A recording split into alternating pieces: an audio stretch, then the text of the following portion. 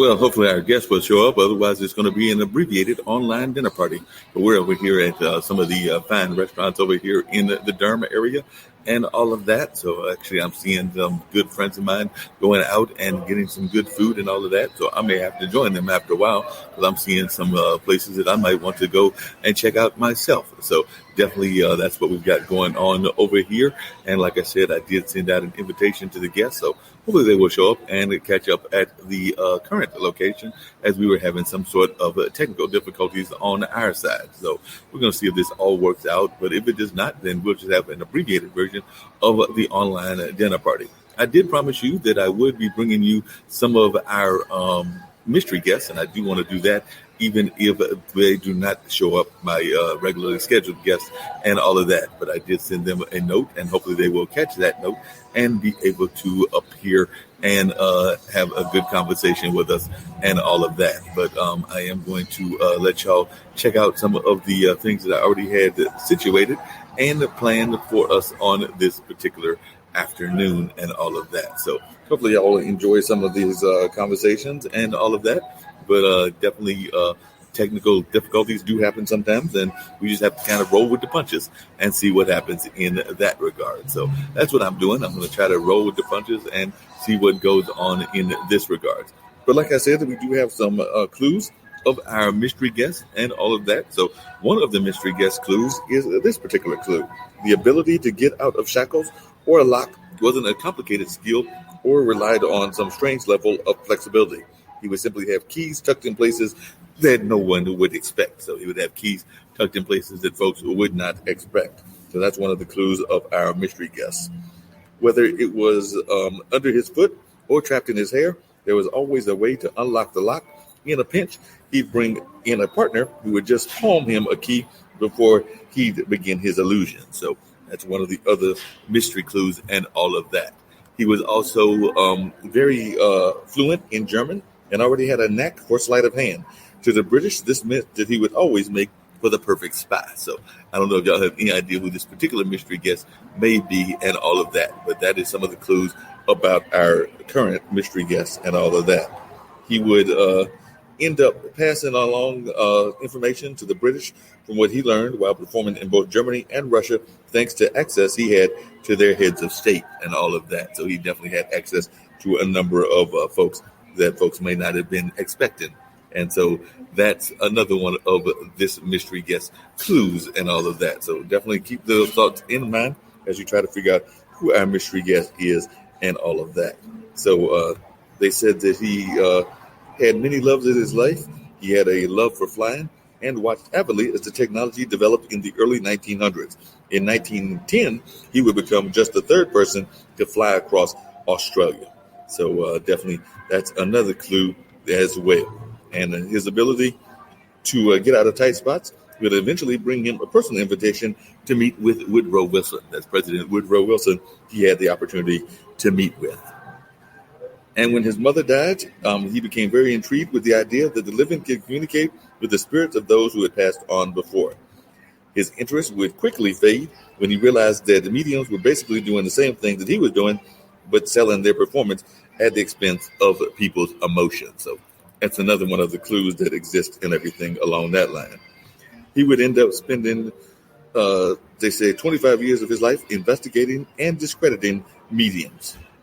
He did narrowly escape death dozens of times during his act, but a simple punch to the stomach is what eventually seemed to have killed him. So that's definitely what they say, because they said that a college student, that's right, a college student, I'm actually not that far from a college campus, challenged him about how strong his abdominal muscles were and punched him in the stomach.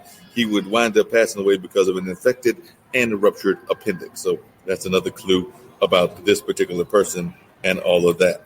He was also the longest serving president in the history of the Society of American Musicians, and he is honored with a broken wand ceremony where he is buried. So he is honored with a broken wand ceremony at the location where he is buried. So that's some of the clues about this particular mystery guest and all of that. So I'm thinking that y'all should have a good idea who the mystery guest is and all of that. So they say he may have spent the majority of his life trying to discredit mediums, but that didn't stop his wife from trying to contact him after his own death. And he said that no prison can hold me, no hands or leg irons or steel locks can shackle me, no ropes or chains can keep me from my freedom. And this is another quote that he says, what the eye sees, the ear hears, and the mind believes. And he also said, never tell the audience how good you are. They will soon find out for themselves. So they will soon find out for themselves how good you are and all of that. And another thing he said is that magic is the sole science that not accepted by scientists because they cannot understand it. So he said that they cannot understand that. And that was one of his thoughts, that they cannot understand it whatsoever. So that was his everything. He also said, my chief task has been to conquer fear. The public sees only the thrill of the accomplished trip. They have no conception of the torturous preliminary self-training that was necessary to conquer a fear. So no idea of what is needed to conquer fear. That is one of the things that was said by this particular individual. So keep that in mind, that he said that there are no way that you can necessarily conquer the fear. And he also said, never try to fool children. They expect nothing and therefore see everything. They expect nothing and therefore see everything. So that's another clue of that as well. He said, I am not an irretrievable skeptic. I am not hopelessly prejudiced. I am perfectly willing to believe, and my mind is wide open, but I have as yet to be convinced. So I think he was talking about magic and all of that. He says, I am perfectly willing, but the evidence must be sane and conclusive. And another quote that he had was, keep to your enthusiasm. There's nothing more contagious than exuberant enthusiasm. And then another quote he had is, look at this life, all mystery and magic.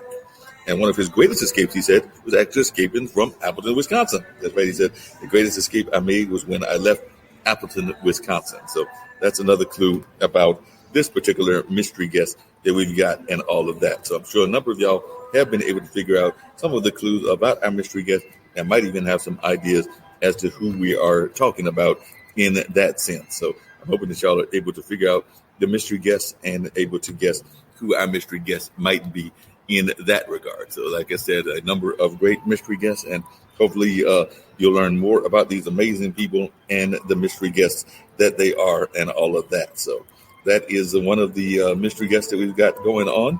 And we're hoping that you're going to check it out and learn more about these amazing mystery guests and try to figure out who they are in that sense. I'm sure that a number of you are still trying to guess and may even be doing like some of our past guests and doing the whole Google thing, trying to cheat. And cheating is not allowed. Cheating is never allowed whatsoever. I do see that I've got Rahman Jamal, who has joined me and everything. So how you doing, Rahman? How you doing there? How you doing, Mark? Glad to be here. Can you hear me all right? How you doing, Rahman? I'm good. I'm doing good. How about yourself? Up on here. Pretty good. Glad to be able to have you join me and everything. I've got great conversation. So tell us a little bit about your what you've got going on. You've definitely got music, and you're definitely involved in the music field. And I know that Aris has told me a lot about you, but I have yet to meet you. So I'd love to learn more about what you're doing. For sure. So first off, shout out to Hip Hop Congress for hooking this whole thing up. Hip Hop Congress is a 25 plus year network since 93 of artists, activists, educators. And I've been involved since 2000, 2001. It's a vast network. We're actually one of the largest grassroots networks for hip hop organizing in the world.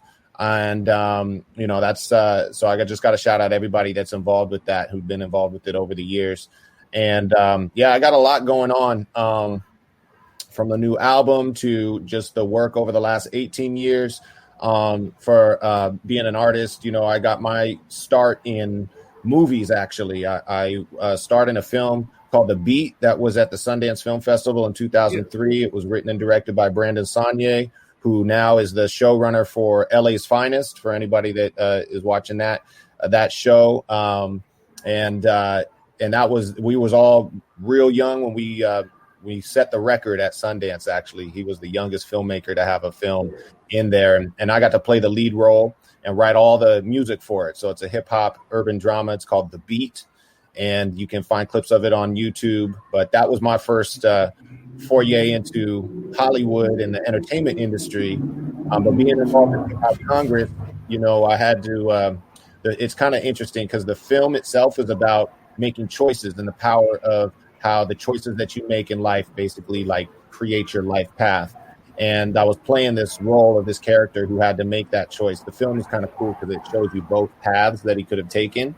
And when I was faced with making the same choice early on in my career, it was very present in my mind that whatever route I choose to go is going to be my life narrative. And so I had the choice to go Hollywood and pursue fame and celebrity and all of that, which was tempting. But I also had this other side, which was like grassroots activism and in my work with Hip Hop Congress. And so when faced with that decision, it was kind of like, okay, which one am I going to regret the least? Because everybody, is kind of, it's like, oh, be famous and go for the money and all of that. But when I was really honest with myself and the way that I write too, as an artist is very, from the heart, very, very authentic to activism and consciousness and just, helping other people.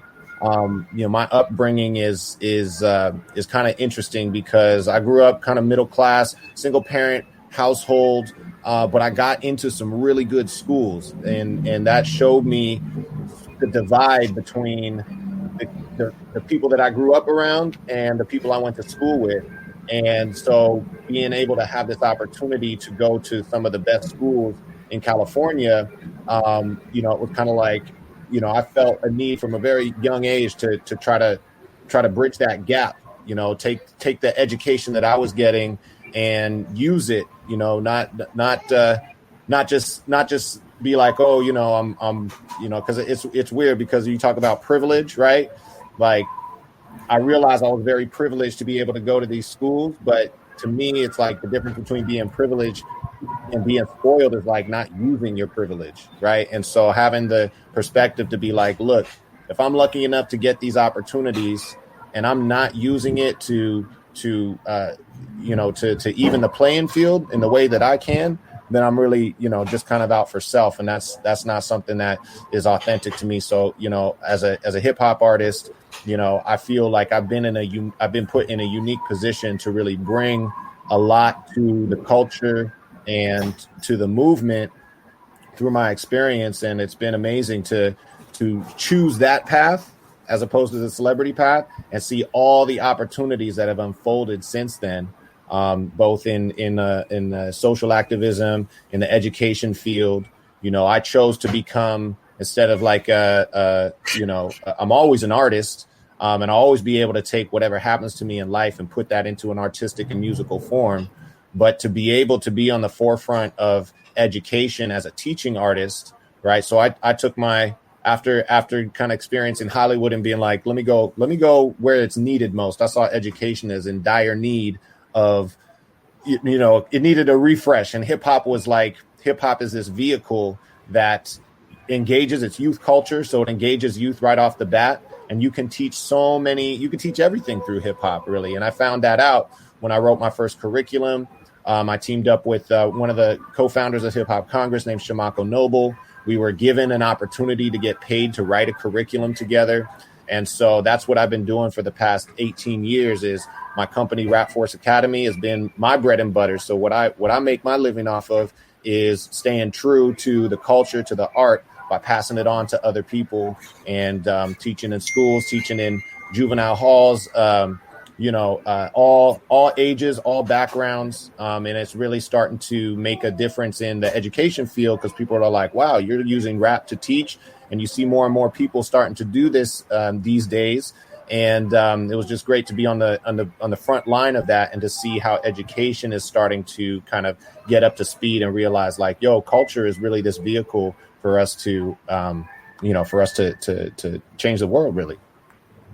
No doubt. The culture is definitely here and everything. So definitely, I'm glad that you were able to do that and all of that. What was your thoughts when you hear people that were engaged in? We saw activists being used a lot, particularly musical activists, during the case of the Black Lives Matter and things of that nature. So I'd love to hear you talk a little bit more about the impact of Black Lives Matter and the music and how it impacted you and everything. Man, that's a great question. to be honest, when it first was happening, I was waiting to hear a lot of my favorite hip hop artists speak on that. And I was kind of a little disappointed that I didn't hear people jump on that sooner. I think that, you know, when it first off, it's a big thing to kind of wrap your mind around as these things are happening in front of our faces and seeing like, yo, there's a real problem in our country that's still persisting. You know, how do you put that into your expression, your persona, as a hip hop artist? You kind of have to be engaged in that type of work to really be able to speak on it right in the moment. And one thing I notice is that, you know, if you're living a lifestyle, let's say, that's influenced by the pop culture or capitalism, then your motivations are kind of in that direction. And so to really make that shift into organizing and activism, you know, they're two different worlds. You know, one is really about business, and the other is really about, you know, helping others and trying to survive as you're doing that. So actually, creatively for me, like my response, I actually put this together on a little project. I was inspired. I was like, well, who would be the artists that I would really, really love to hear rap about what's going on in this moment with this whole Black Lives Matter thing? And it kind of came to me, the artist, and rest in peace, MF Doom, who's one of my favorite lyricists, who who just recently passed away. Or he passed away on Halloween, but everybody found out about it on New Year's Eve. And he's one of my favorite artists. And so I wrote a verse in a style of him. I wrote a verse in the style of Eminem. I wrote a verse in the style of Tech Nine, who are all artists that I respect for their lyrical aesthetic and writing ability. But yeah, the verse in MF Doom style, which I'm pretty proud of, is kind of like, I hold him to the highest level. You want to hear it? This is my tribute to. Yeah, I would love to hear it, but I also wanted to bring in, and I want to check out some of your music and everything, because you got some amazing thoughts and everything. But I did have one other guest I want to just bring in really quickly, because she can only give me a little bit of time and everything, and that was Sarah Hill, who's with this organization called Helium, and they do a lot of work with around trauma and things of that nature. So I know I'm going to bring her back on, and I'm going to hopefully bring you back on as well. We were actually having some technical difficulties, so I'm not in my usual studio that I'm usually at. So, but definitely I want both of y'all back and everything. But Sarah, I'd already said that I was going to try to get you on, at least so folks can learn about Helium. And then, like I said, we'll try to get both of you back on a more extensive interview. But I did want folks to learn about what Helium is all about. So Sarah, if you could share a little bit about what you've got going on. Absolutely. And Raman, it sounds like you're doing some fascinating work as well. So keep going. And it's a pleasure to meet both of you and share a little bit more about Helium. I apologize that I'm on the road and not able to join you with a camera. But Helium is virtual and augmented reality that's powered by data from your wearables for the Stress Olympics that we're all in right now. What does that mean? Right. So it's these are apps in virtual and augmented reality that you can plug in either a smartwatch or an EEG brain sensing headband. So if you lower your heart rate, butterflies can hatch around your room in augmented reality just on your phone. Or in virtual reality, if you quiet your mind or improve your focus, inside the goggles, you can make the flurries fly inside a magic snow globe. So it's what's called a digiceutical, a drugless, non-harmful coping mechanism for human performance to improve your focus, to improve your calm in a completely drugless way. And it all happens with your mobile device and data that comes from your wearables. Because after all, how are you supposed to learn to control your stress if you can't see it or interact with it? Or control your focus if you don't know what's happening inside your mind.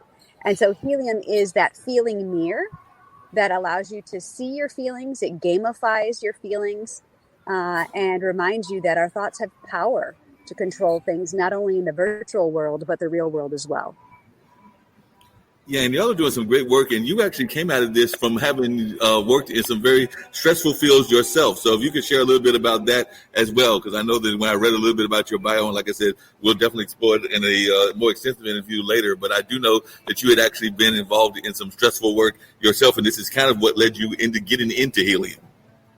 Yeah, a lot of people have stressful jobs, and I spent 25 years as a reporter, a television reporter. Covered a lot of trauma. You chase ambulances, rapes, murders, homicides. You have to interview parents who've lost children. We went in with the trauma teams and the aftermath of the tsunami in Sri Lanka and Indonesia, and ultimately that media diet that I had chosen to consume made me sick and developed an inability to sleep, which, quickly leads to anxiety, panic attacks, and things that are really not good for your body. And so I had to change my media diet. And that's one of the reasons why we created Helium. It's positive fiber. It's positive nutrition. There is something called digital nutrition. And, especially in the world right now, what we're consuming in our social media feeds and on the news is anxiety provoking. And so if we're not balancing it with some, virtual nature, if you can't experience real nature, then that can impact your mental well-being. And so helium is just that drugless, non-harmful tool that you can go to and get some virtual peace whenever you want it. Yeah, because I'm imagining a lot of people have probably been in need of your services lately, because I know that there's been a lot of talk about how a lot of folks are paying attention to the social media feeds out there, whether that's Facebook, whether that's Twitter, whether that's a number of other things. And a lot of times we're feeling like we're just overwhelmed with all the news that we're getting from these sources. I mean, I love that I also come out of the media field as well, having been a journalist for a couple of weeklies, as well as definitely in the radio field and now doing this streaming podcast kind of stuff. But definitely sometimes you feel like you're getting almost too much intake of the news. So I'd love to hear from both of you your thoughts on that, because I know that definitely we've had somebody that's currently in 1600 and on his way out next week that seemed to have had an obsession with what was going on with his Twitter feed and everything. But I don't think he was the only one. A number of folks seem to have that kind of attitude. So it seems like we've become so much of a society of social media. And I'm wondering how that's impacting our mental health and our emotional health. Yeah, I can take that one. And then Raman, feel free to jump in as well. This is the mental health emergency. In the greater pandemic, calls to mental health hotlines have doubled. Chronic stress, even before the pandemic, was a cause of 60% of all illness and disease is caused by stress. And so you compound that stress with the job uncertainty, the uncertainty of I'm working remotely, are my kids going to school, I'm having to homeschool my children. Think about all of the layers upon layers upon layers of stress that have been piled on. And you can see how there is, in the aftermath of COVID, going to be and is right now a mental health emergency. And so helium's being deployed not only to the front lines for nurses for compassion fatigue, but for moms and dads and, regular consumers who are experiencing those many layers and not able to mentally or physically cope anymore. Yeah, I just add that, media literacy is one of the key things in our education system that is an absolute imperative. I didn't take my first media studies class until my senior year in high school, when I realized that so much of what we consume in two dimensions has an impact on the way we think about ourselves. And, to become aware of that is key in being able to make choices that are liberating, and that, you bring it into your awareness that, like, is this something that I should be consuming? Is this something that's making my life better? I'm born in the 80s. So like, I remember what, like y'all, I'm sure I remember what it was like before the internet, and like how you had to enjoy your time and spend it and everything. Whereas this generation is in a very different reality. So it's interesting to me to see how we're using sort of the technology to try to get it back to our organic experiences. And some people, agree.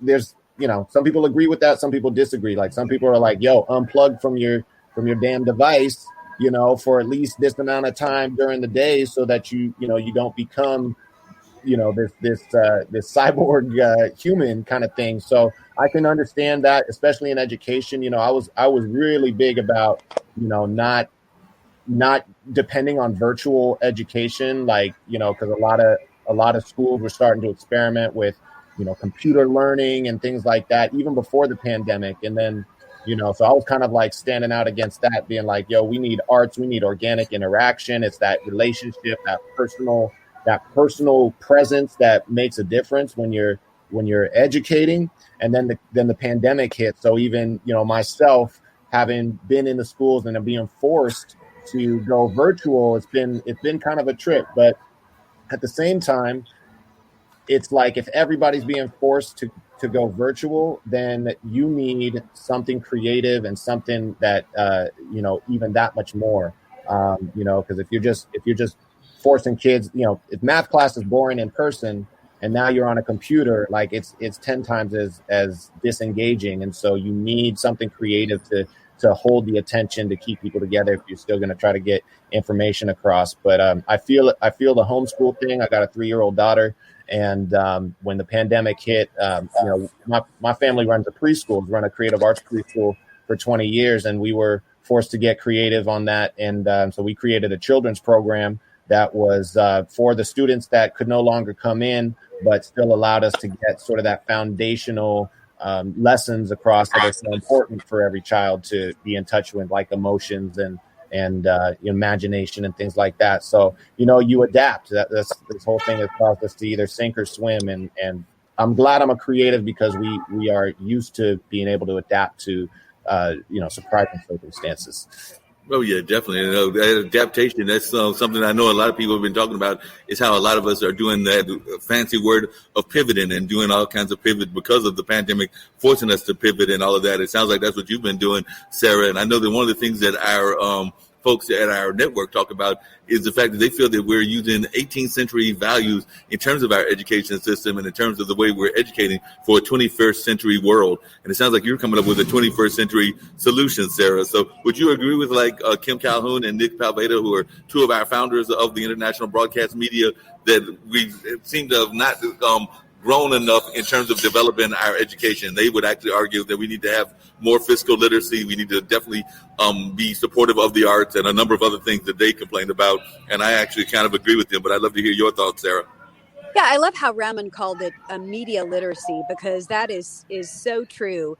We do see ourselves in media, and not all media is bad for you. You need media to provide you information so that you know who to vote for, who to vote against. That you're safe from a tornado.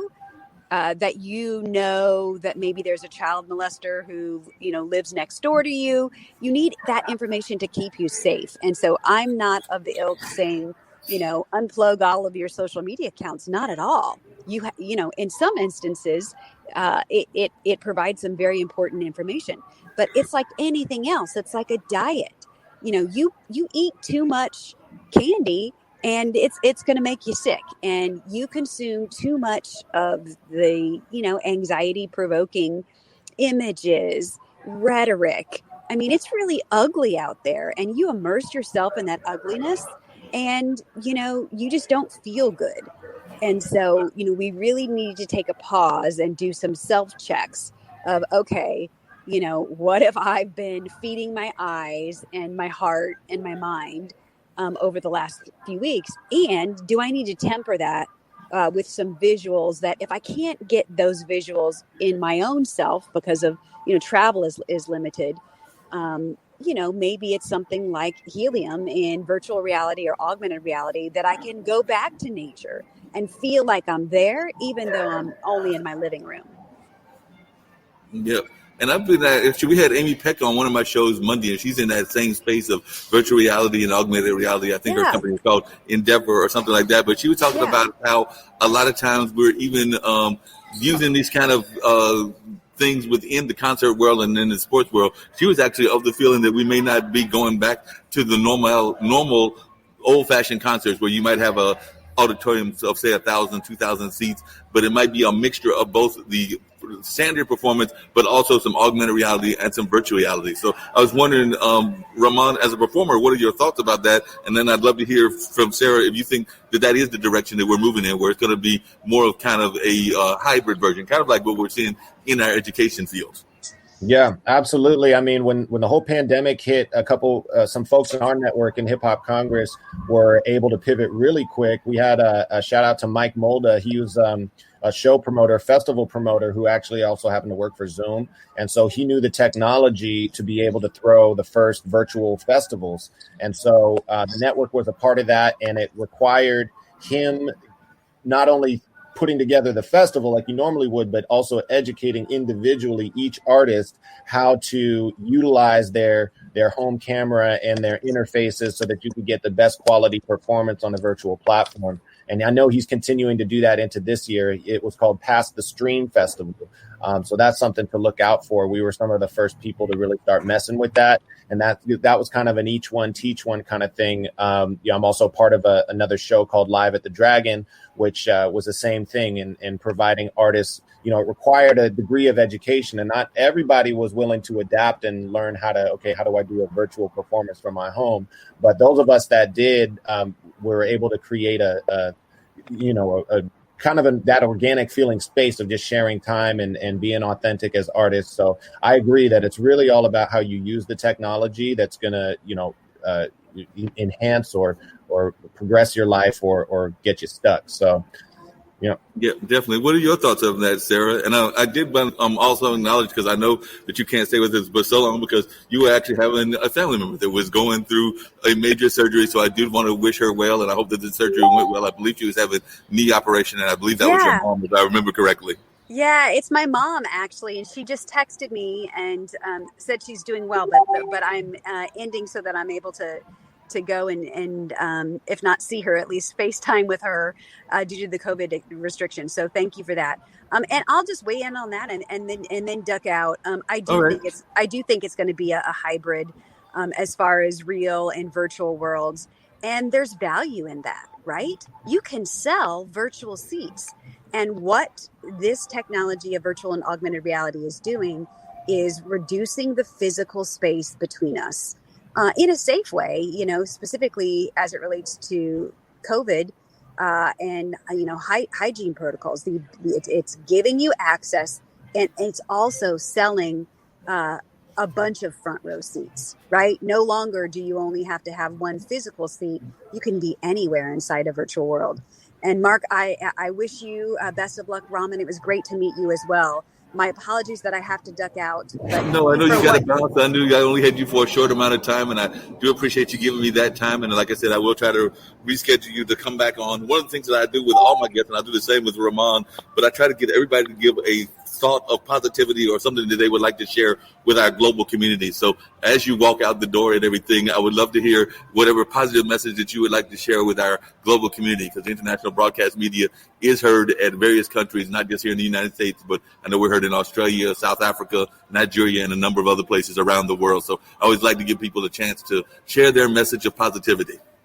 Absolutely. And I'll just leave these parting words with, this is the Stress Olympics. And not everyone has trained for it.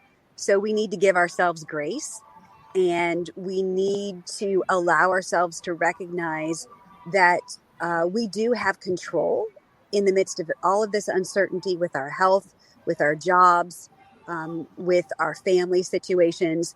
And we need to remind ourselves that our thoughts do have power to control things, not only in the virtual world, but the real world as well.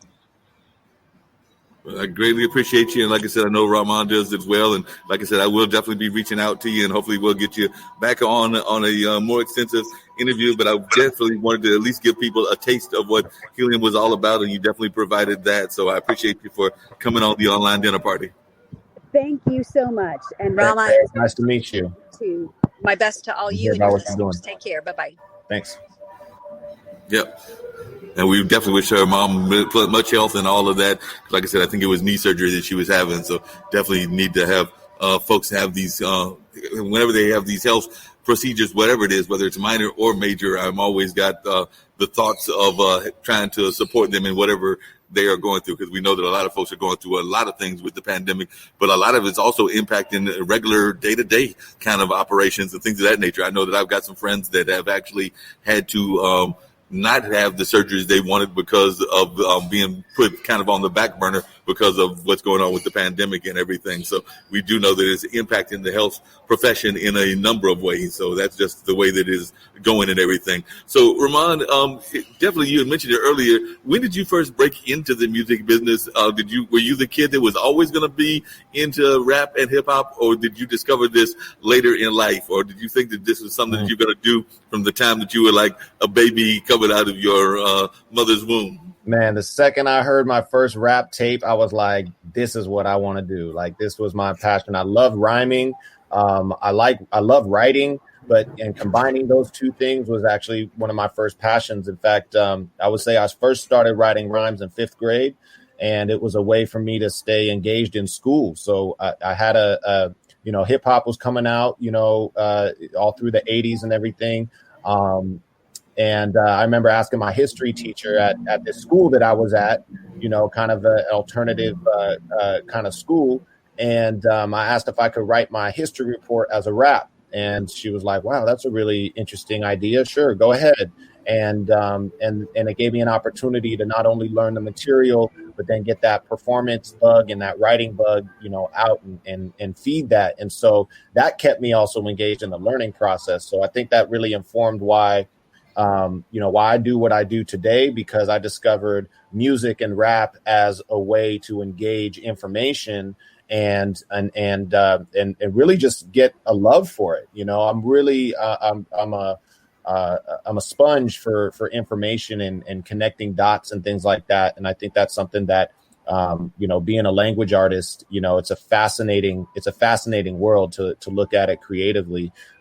So I try to help kids, find that engagement in their own learnings as well.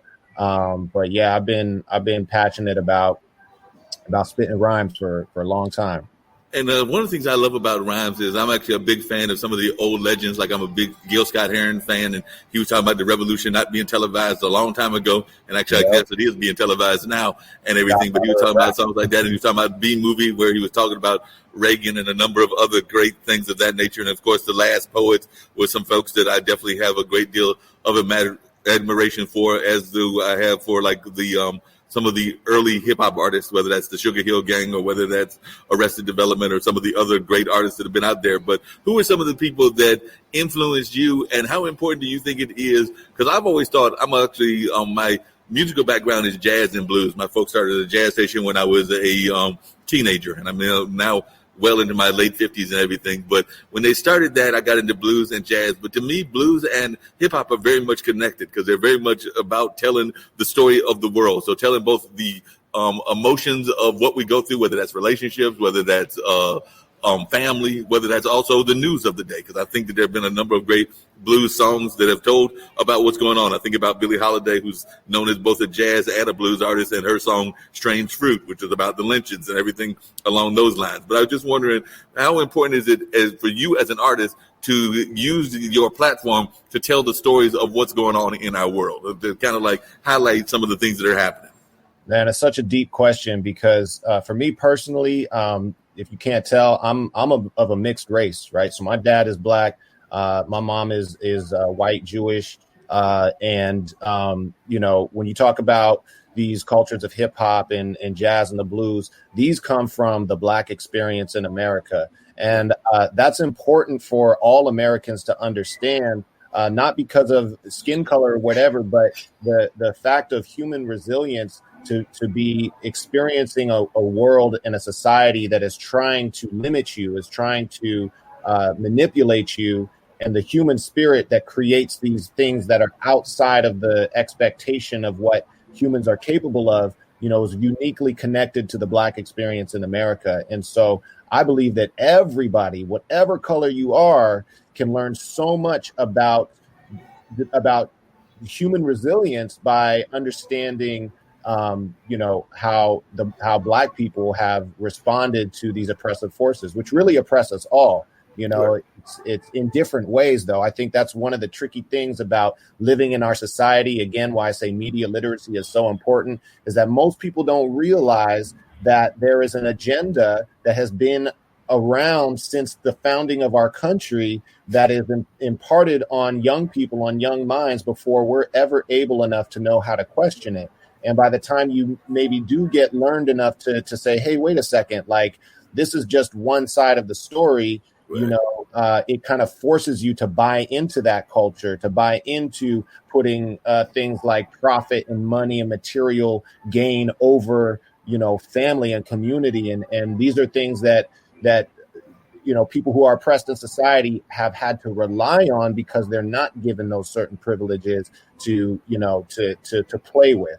And so that cultural difference, I believe, is really the root of us finding ourselves, finding truth in a world now today where it's like, what can you trust? What information can you trust? Is it fake? Is it real? Like all of this stuff. So today's generation is really like kind of at a tough time because, it's like, what do you believe? You can't just take everything that sounds good as realness. You actually have to apply these ideas in life and see, does this create more harmony in my life, or is this creating disharmony? And I think that's the key part. And music really does help you navigate that, that world, that realm. So I really kind of use music as kind of like my barometer for myself on how I'm feeling.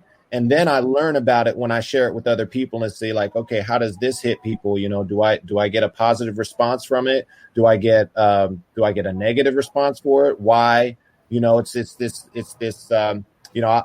one of the key things that I learned from my dad being a musician was, he told me that we don't pay enough attention to sound.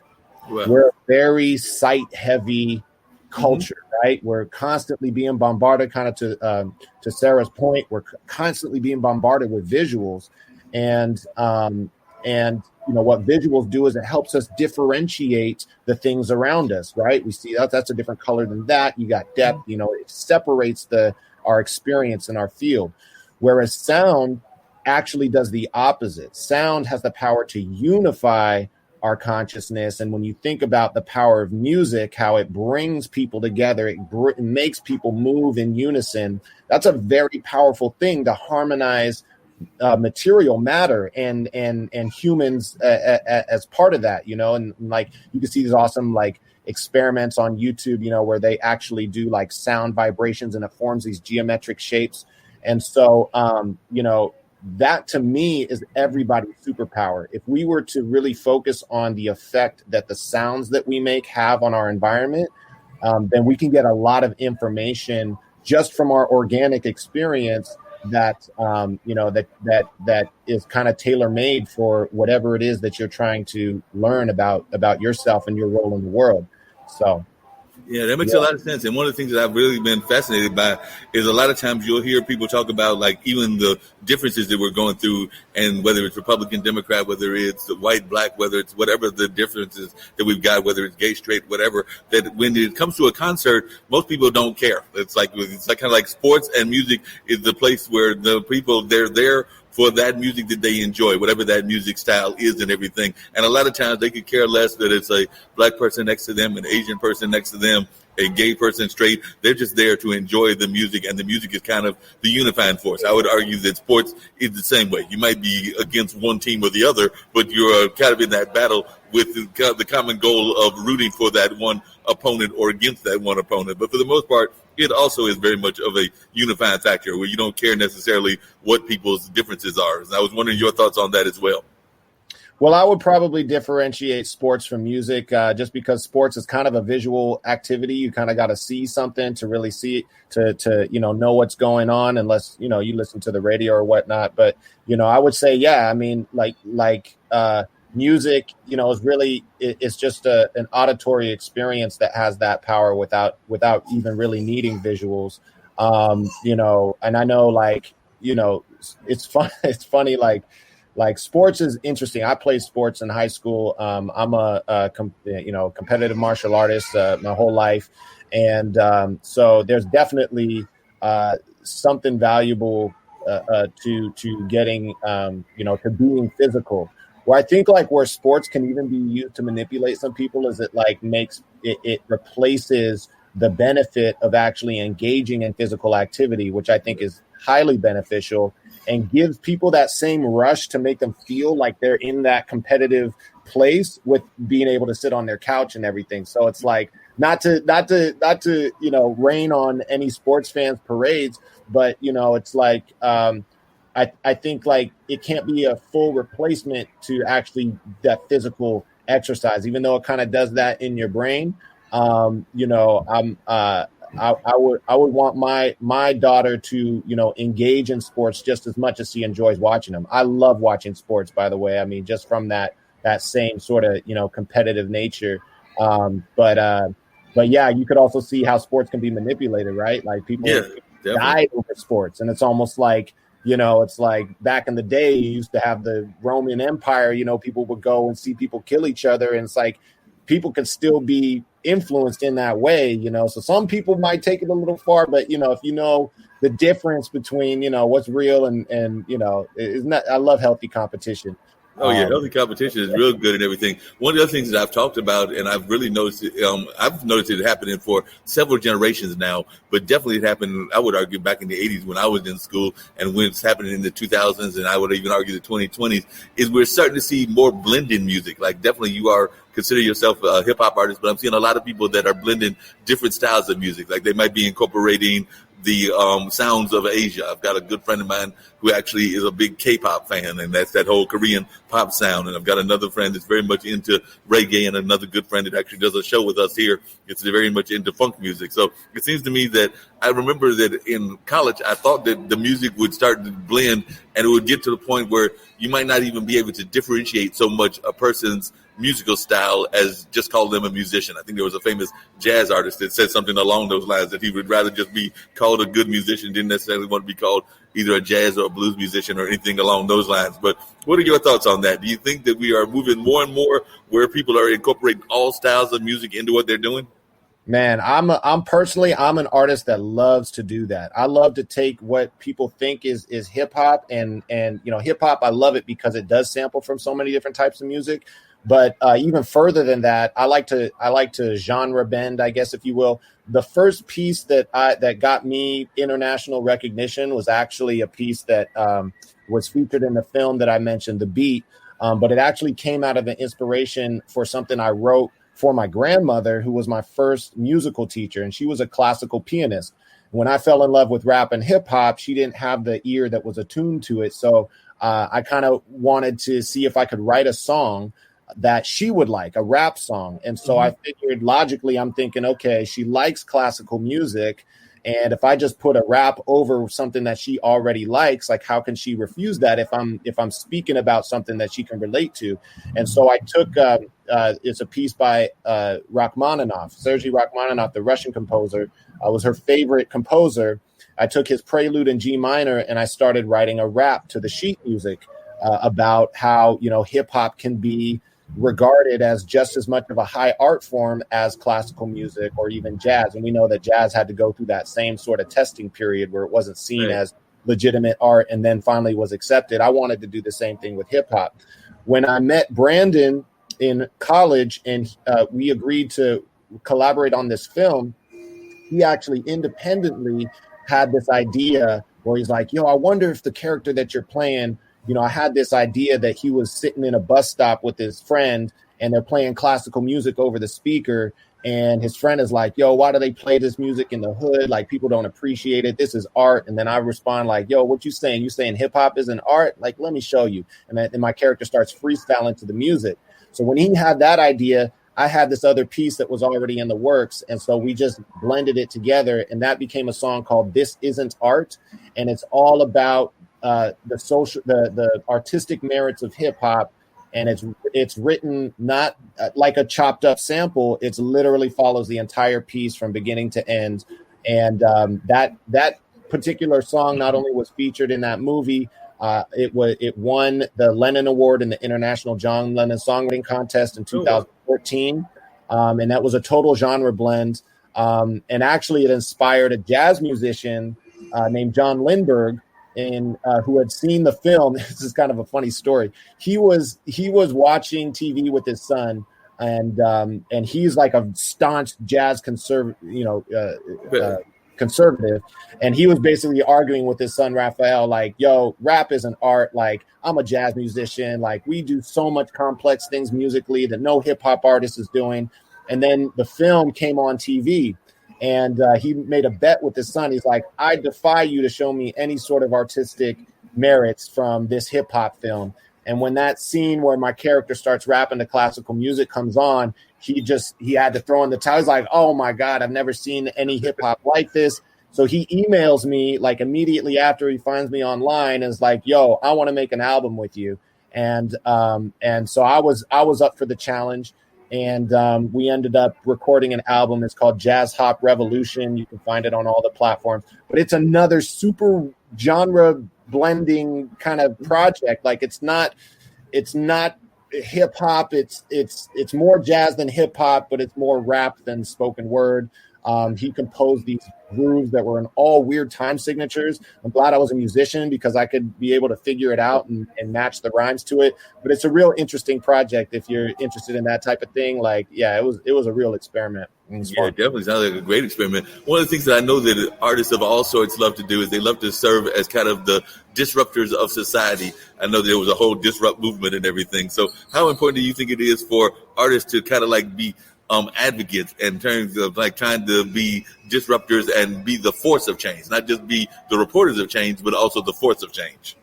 I forget who it was that said it, but revolution starts with the artists. That's something I've always believed. And you mentioned Gil Scott-Heron, right? Like artists, for whatever reason, when you prioritize doing something new in society that hasn't been done before through your creativity, you're going to be revolutionary. Like, art is revolutionary in its very nature because it's creating something that, that comes from somewhere else. It comes from that human spirit. And anytime you can channel that and put it into a form, that is a revolutionary act against sort of what society wants to kind of put you in that box. So I definitely believe that the revolution gets spread through society, through its artists, because we're the ones that are really challenging the status quo and pushing for something new and better and hopefully, more liberating for society.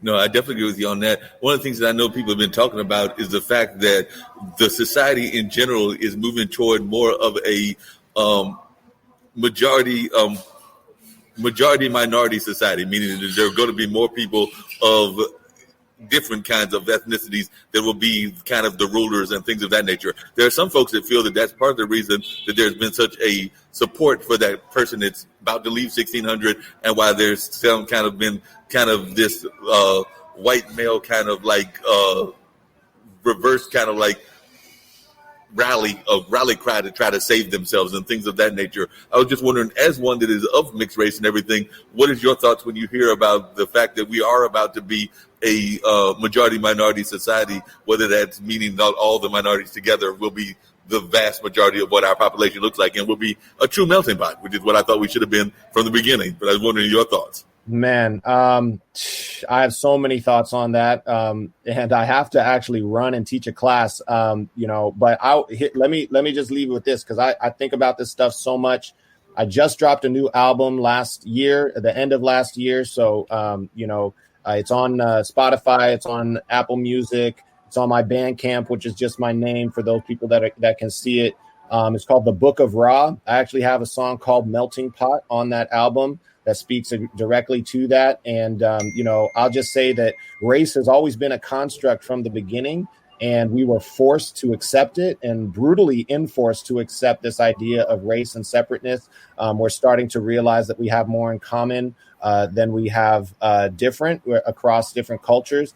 So I hope that we're moving into a place where we can celebrate the cultural roots and foundations of the human experience, and learn from each other. And I think that white supremacy as a construct that forced itself upon all of us to have to adapt, it hurt everybody, in a different way.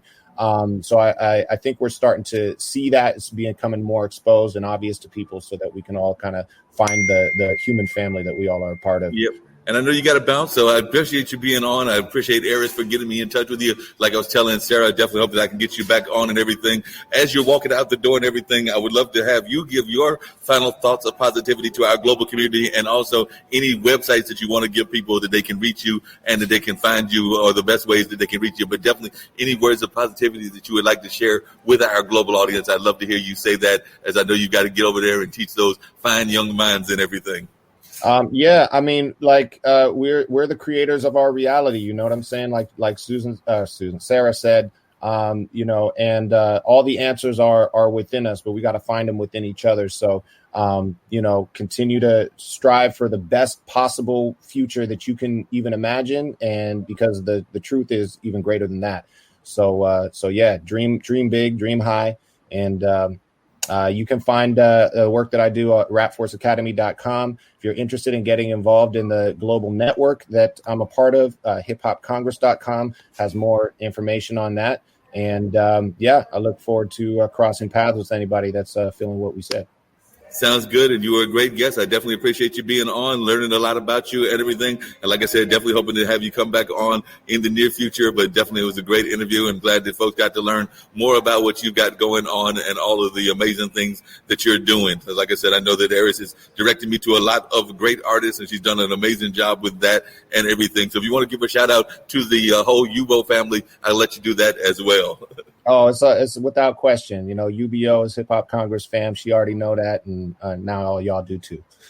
Yeah, appreciate you. So definitely appreciate you joining me, and have a good time with those students and everything. Hopefully they don't drive you too crazy, because I know that sometimes those students can drive us crazy when they want to. Nah, it's good. They're good kids. All right. Appreciate Peace, you. Mark. All right. Peace. Let's see if I can get him off. All right.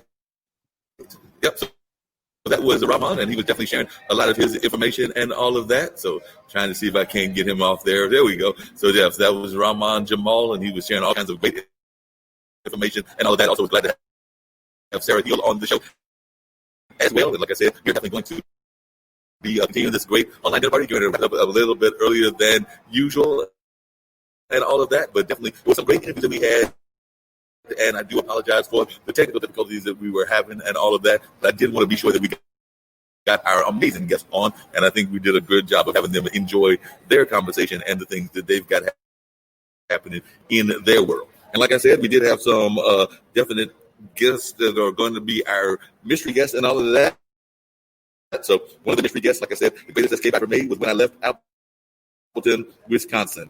And by the way, the other mystery guest is this particular person. He says the woman whom history would remember as Russia's longest running female leader was actually the eldest daughter of an impoverished Prussian prince. That's right. She was the eldest daughter of an impoverished Prussian prince. So that was a little bit about that mystery guest and all of that.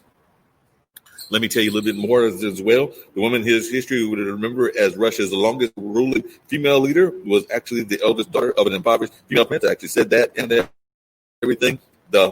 Another one, she came to power in a bloodless coup that later turned deadly. That's right. She came to power in a bloodless coup that later turned deadly. And she definitely had to face down a number of things. She faced down more than a dozen uprisings during her reign.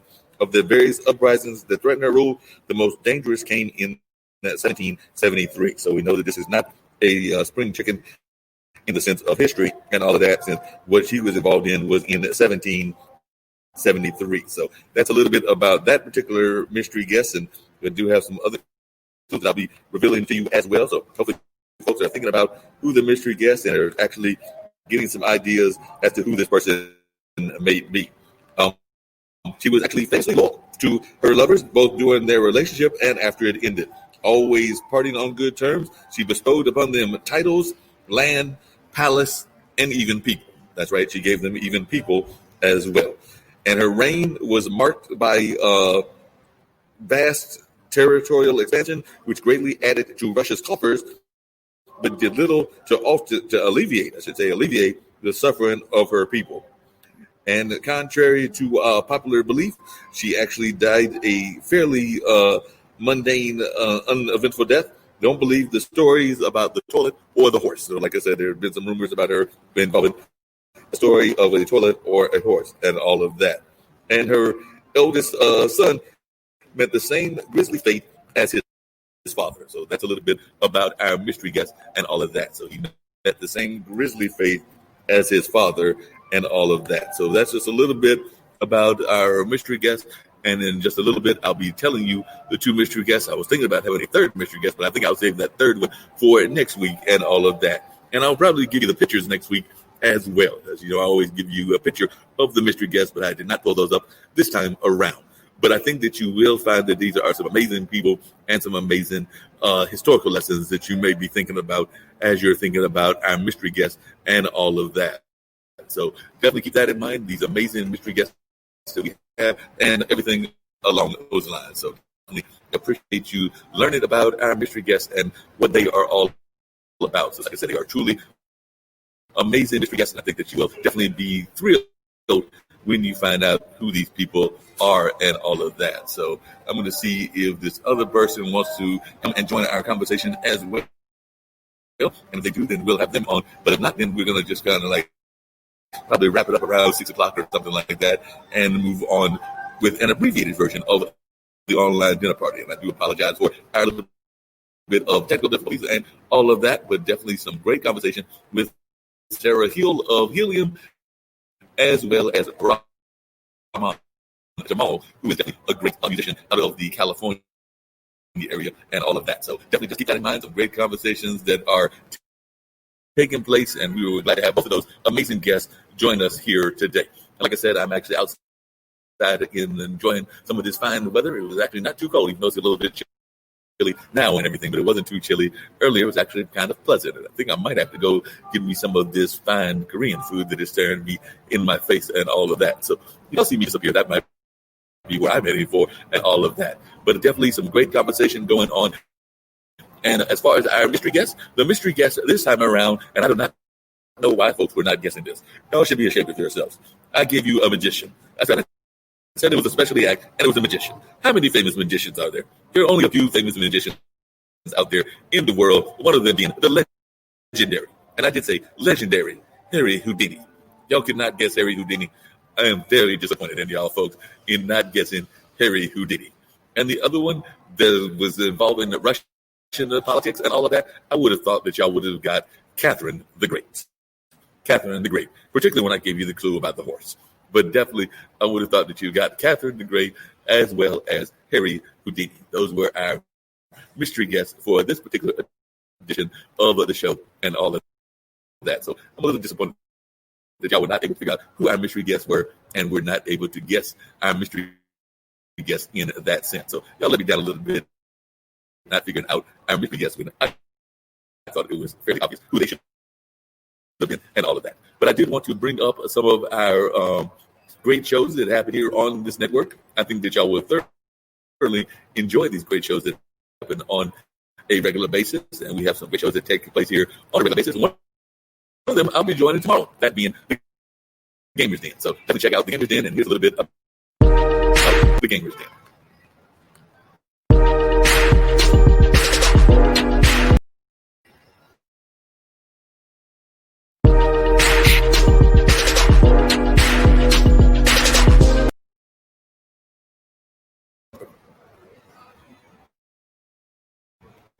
Okay, maybe the Gamers Den doesn't want to.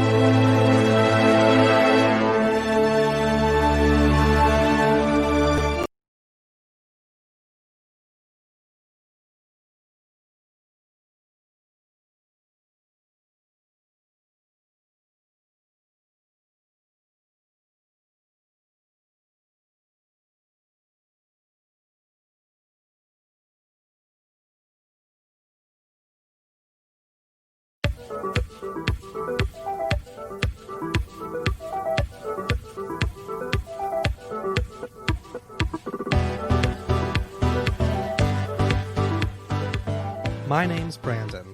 I'm a world traveler, foodie, and YouTuber. Together, you and I will find the best travel hacks, tips, and best places to explore. Join me as we find new adventures together, live only on IBM.tv.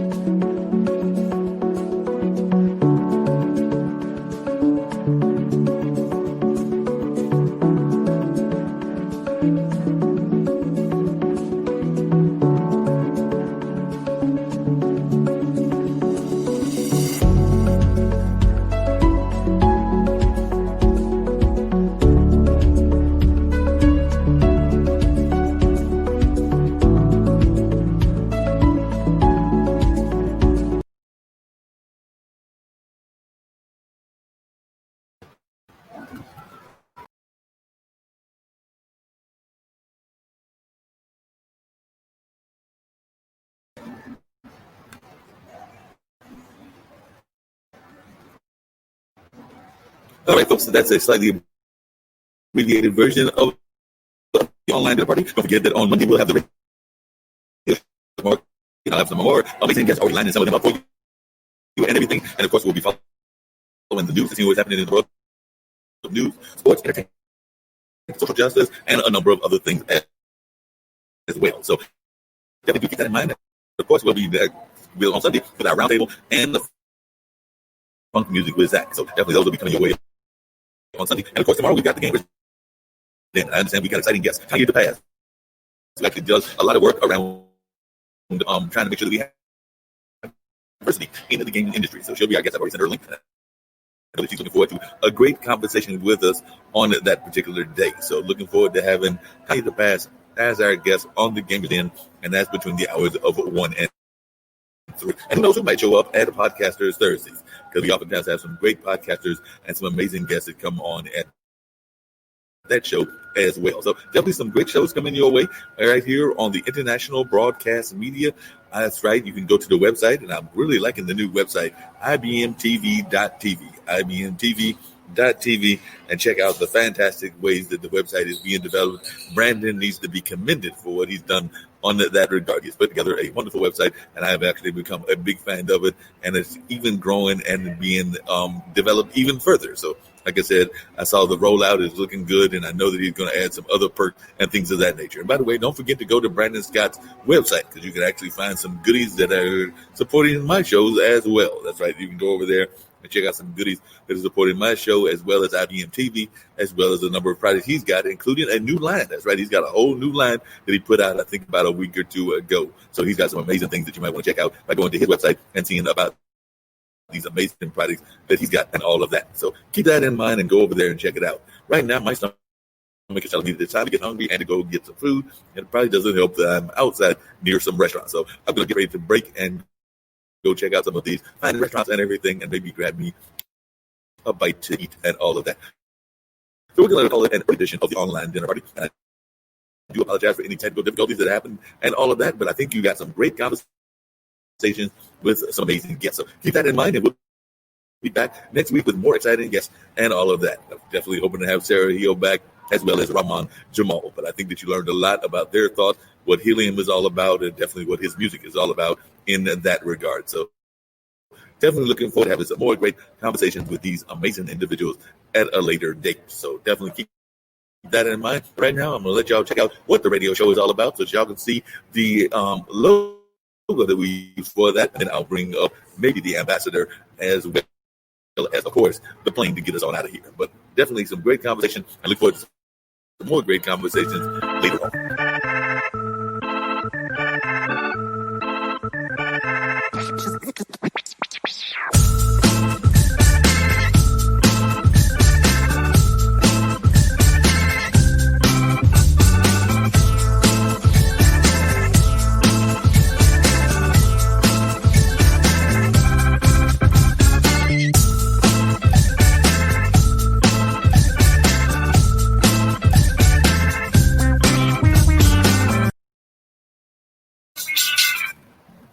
And like I said, don't forget that you got all kinds of great things happening on a regular basis here on this network. And of course, we've got all kinds of great folks that are doing things, including the ambassador. So let's see what the ambassador is talking about as she gets ready to get us on out of here.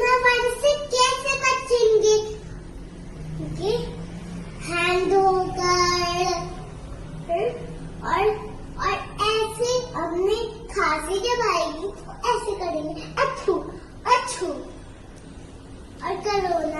इसको धन्यवाद हमारा music सुनने का।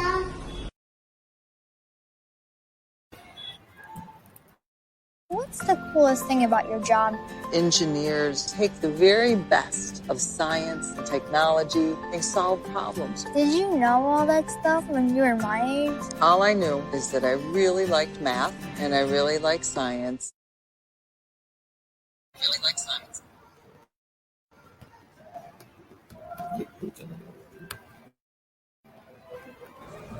Put the keys down, Kevin. But I'm gonna drive home. There are several warning signs present that you shouldn't be driving. I guess I have really been looking for love in this dating app. Yep, I'm definitely gonna call a ride home.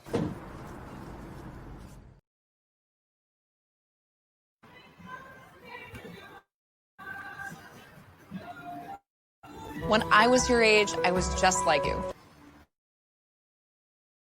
When I was your age, I was just like you, fascinated by stars. But now I get to search for life in the universe. Does anyone want to be a scientist now? I do. Awesome. We need more girls in STEM.